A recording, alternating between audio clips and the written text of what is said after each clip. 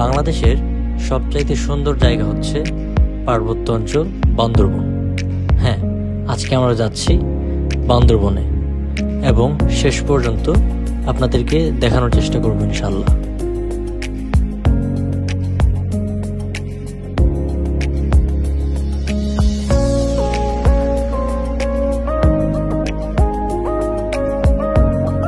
আমাদের যাত্রা শুরু হয় ভৈরব রেলওয়ে স্টেশন থেকে। তবে এই ক্ষেত্রে আমি রেলওয়েকেই নির্বাচন করেছি। আপনি চাইলে বাসেও যেতে পারেন। ট্রেন চলছে আর জানান দিয়ে যাচ্ছে প্রকৃতিকে উপভোগ করতে শিখুন।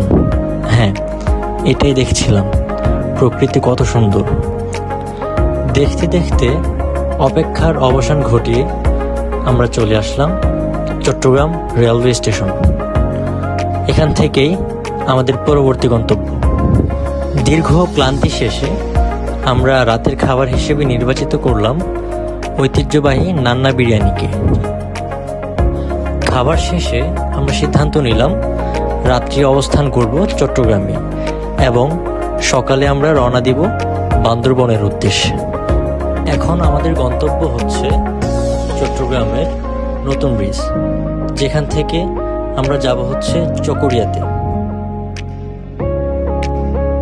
চকরিয়াতে যাওয়ার জন্য আমরা বাহন হিসেবে নির্বাচিত করলাম হানিফকে। সবসময় আমরা হানিফকে প্রাধান্য দিয়ে থাকি, এবারও তার ব্যতিক্রম হলো না। দীর্ঘ অপেক্ষা শেষে আমরা পৌঁছে গেলাম চকরিয়াতে। এখান থেকে আমাদের পরবর্তী গন্তব্য শুরু।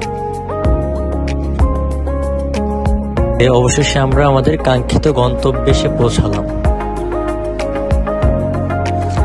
আমাদের দুপুরের খাবারের তালিকায় ছিল ভাত, আলু ভর্তা এবং মোরগ।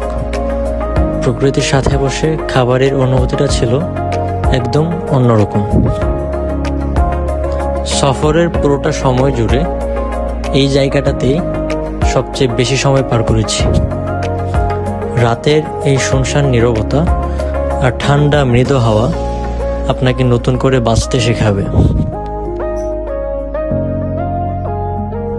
সবকিছু ভালোই ছিল, তবে রাতের খাবারটা চালিয়ে নেওয়ার মতো ছিল। দীর্ঘ এক রাতের পর আমাদের কাঙ্ক্ষিত সকাল এলো। এই সকালের অনুভূতি বলে বোঝানো সম্ভব না।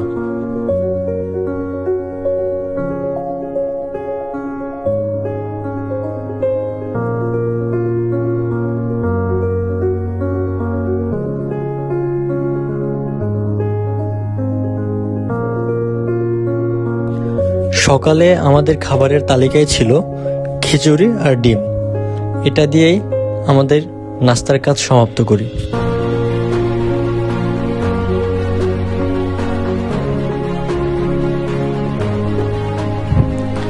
এখানে বসে খাবারের অনুভূতিটা বলে বোঝানো সম্ভব নয়।